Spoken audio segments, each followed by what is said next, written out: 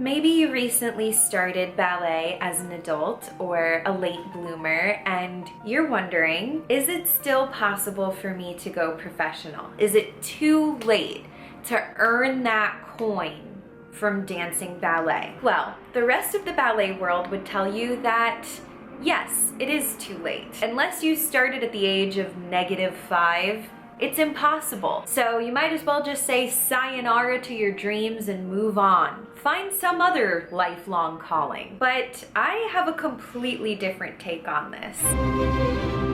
As an adult beginner myself who's hosting ballet workshops in New York City, running my own virtual dance magazine, starting a ballet clothing line, and a slew of other crazy, amazing things that I never saw possible for myself just a few years ago, I would argue that it's actually very possible. And that's exactly what we're going to talk about in this oh so juicy video. But fair warning, the tips and ideas that I'm about to share in this video are only for the open-minded, okay? So if you're pedantic, a staunch traditionalist, this is not the video for you. And there's a beautiful little button that's shaped like an X that I would highly recommend clicking on if that sounds like the kind of person that you are. But for the rest of us who are maybe interested in beating the odds, following our dreams, doing big things, welcome. This is the space for you. Hi, you like my sassy little intro? That's right, today I want to talk about becoming a professional ballet dancer, even as a late starter, even as an adult. I have lots of different tips and tricks for you, and I'm gonna break it all down for you. Some of the paths are a bit more unconventional, some of them are just lesser known, talked about. There's so much that we need to discuss, but in case you're new here, hi, I'm Veronica Vicora. I'm an adult beginner ballerina, finally following my dreams of learning how to dance.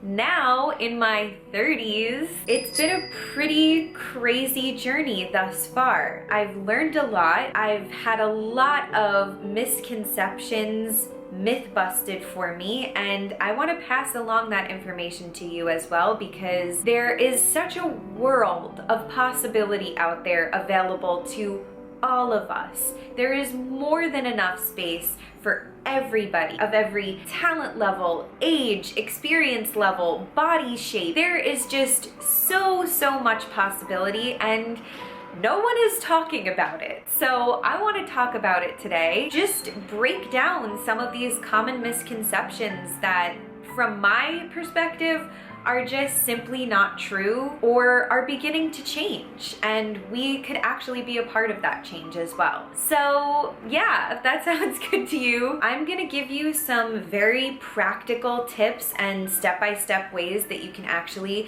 become a professional ballet dancer, start to earn a living from ballet dancing. But before we get into that, we really need to discuss some of the biggest issues that are actually holding you back in the first place, because we can't go find our dream career if we have not yet found ourselves. You know what I mean? So take a little mind journey with me just for a moment, will you? The real problem as to why most people can't go professional in ballet has nothing to do with their age, has nothing to do with their experience level.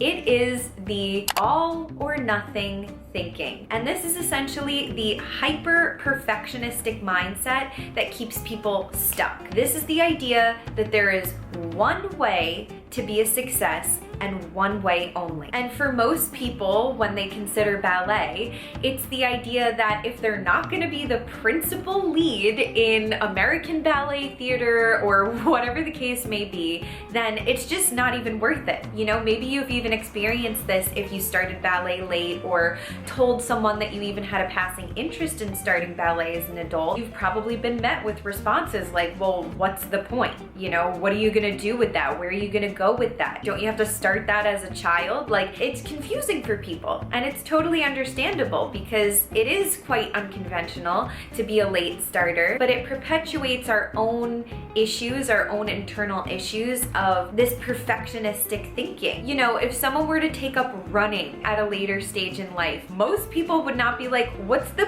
point? You're not gonna be an Olympic level runner. Okay, thanks for being a buzzkill.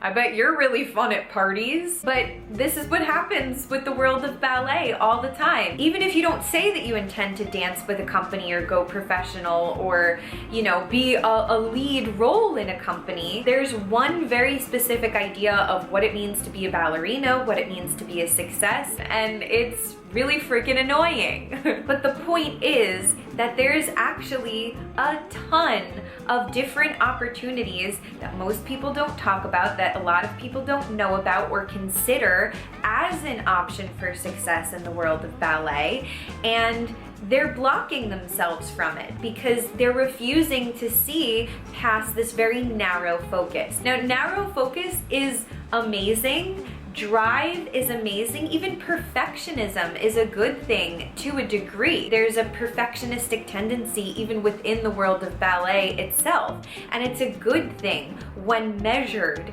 and kept in check.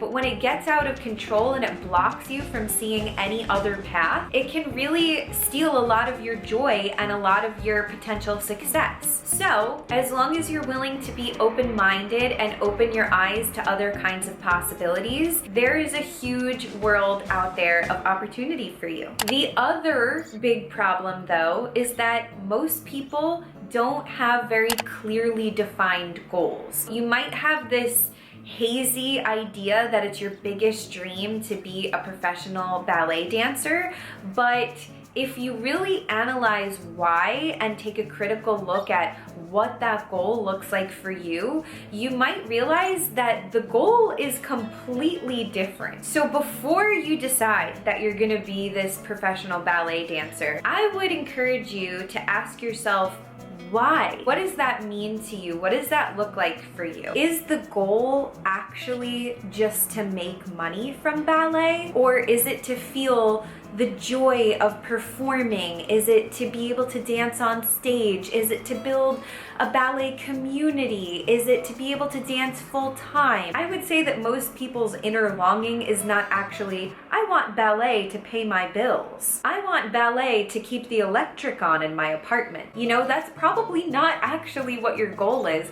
And I can guarantee you that there are absolutely ways that you can dance on stage, perform, build community, dance 5 days a week. Like, there are so many different possibilities for you to be able to do something like that without ever even seeing a dime. If you want to be professional, if that is very specifically your goal, then that's wonderful. And like I said, we're going to talk about exactly how to do that shortly. But if you do a little soul searching, you might actually find that your goal isn't really what you thought it was initially. And it's really important to know that before you stress yourself out and get all upset about not achieving something that might not have been your goal in the first place if you really took a critical look at it. And sometimes making a living from these passions or these hobbies that we have changes our relationship with them so much that we don't even like them anymore. You know, there are a lot of professional ballet dancers who struggle with eating disorders and mental, physical stress that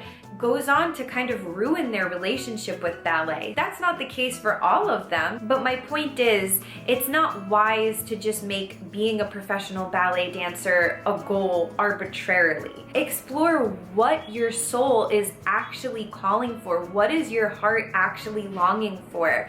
And your goal might be a lot more accessible and achievable than you ever even previously guessed. But you still might be thinking to yourself, no, I do want to become a professional ballet dancer. And if that's you, then don't worry, because we're going to talk about that right now. So my first tip for becoming a professional ballet dancer, even as an adult, even as a late bloomer, is to look for smaller ballet companies. Let's not forget that American Ballet Theater, the New York City Ballet, etc., these are not the only ballet companies in the world. There are a ton of other much smaller ballet companies that exist all over the world, and they're still extremely professional. Many of them are very competitive, but they provide other opportunities, and there are more and more of them cropping up all over the world, especially as more adults take an interest in ballet. The world of ballet and dance is on the rise in general. So I would venture to say that there are going to be more and more independent ballet companies, many of which we might start to see a shift in the expectations of body types and age and all of those types of things. Just don't sleep on those smaller companies, because, you know, many of them are just looking for talented, passionate people with good technique, and they might be a little bit more open-minded than some of the more hyper-traditional ballet companies. Tip number 2 is to consider dancing freelance. So even if you're not going to go full-time dancing for a company, there are lots of different companies that just need guest performers, and they might be willing to pay you for your time and your services. They might even be willing to pay for travel expenses and costumes and all of that kind of stuff. Maybe you want to have a little bit of a side hustle in ballet rather than making it your full-time career, or maybe you can find so much freelance work that that could be your full-time career. But that's a professional dance path that I didn't even realize until I started looking more into this one creator that I follow. Her name is RAQUEL, and she is a freelance ballet dancer. She's only been on point for about 6 years, and she is going all around, travels, dances in ballets. She just looks like she's having a blast. So yeah, I don't know. It seems like a pretty great lifestyle to me. My third tip would be to consider dancing commercially. Films, music videos, television shows, all of these types of things need dancers, backup dancers, characters who know how to dance. There are theaters that need dancers. It might not be amazing money, but oftentimes these can be paid positions for dancers. So that's a really great way to start looking for some opportunities and maybe even earning a paycheck from dancing. Another slightly more roundabout option would be to consider modeling for different fitness or ballet brands. This is something that I actually did. I worked with a company called Mana Hydration, and they reached out to me because they wanted to do a ballet campaign shoot. I got to be the dancer that was paid to dance and model for this water bottle. That's something that I never considered possible, and it was only possible because I started training in ballet. There's still that element of performance, there's the lights, camera, action, there's that backstage kind of buzz, and that could be a really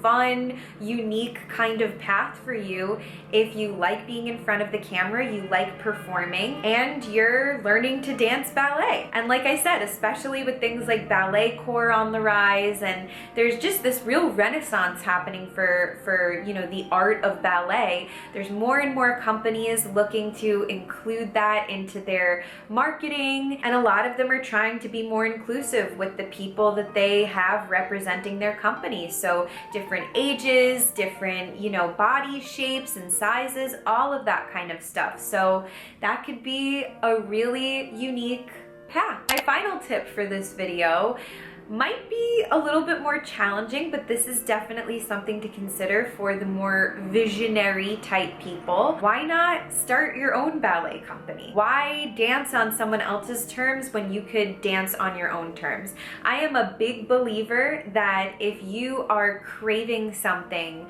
that you are not seeing in the world, that could be a huge indicator that you're the one who's meant to create that thing. I'm not saying it's an easy path, but it could be something that you might want to start looking into. You might want to consider as an option. It could really help a lot of people. There are more and more independent ballet companies coming to the surface looking for all different kinds of dancers. Why not be one of them? For a very specific kind of person, that could be a really cool and perfect path if you want the freedom of self-expression and you're a visionary type person. Now, this is by no means an exhaustive list. This is a fraction of the different ideas and possibilities that are out there for adults and late bloomers to become professional ballet dancers.